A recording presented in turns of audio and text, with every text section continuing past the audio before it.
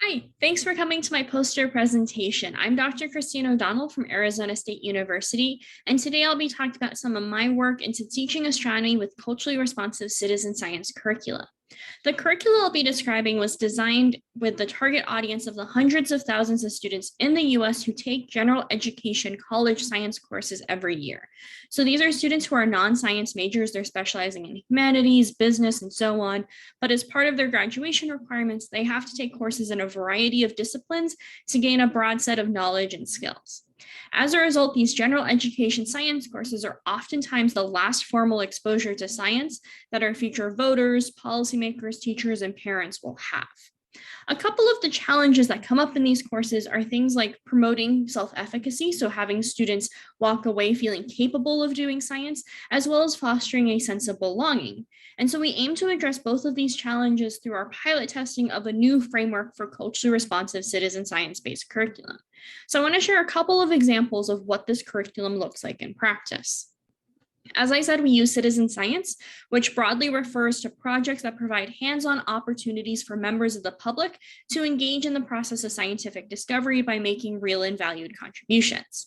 We specifically use projects that are on the Zooniverse platform. It's an online website with over 100 active projects at any one time and over 2 million volunteers contributing to astronomy, ecology, zoology, and humanities. Now, in our particular curriculum, we use a project called Planet 4, which has volunteers identify and classify features on the Martian surface to help learn about weather and climate. And our curriculum is founded on a basis of culturally responsive approaches that are designed to connect students' own knowledge and beliefs with our content, promote reflection, and foster peer connections and community. To give you a couple quick examples, before students classify on Planet 4, we ask them about what it means to do science, and we have them create a short story or a sketch to show who they think does science and what are they doing. After they contribute to Planet 4, we ask them about how their experience of contributing to real ongoing research compares with the description that they shared before the activity.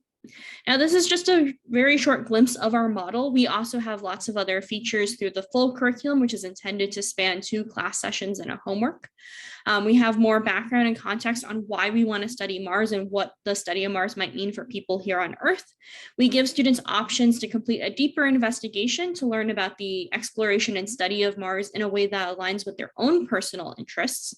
We have opportunities for students to share findings with their peers to promote that peer community and connectedness piece. And we also have students in small groups engage in scaffolded dialogue on topics like planetary protection.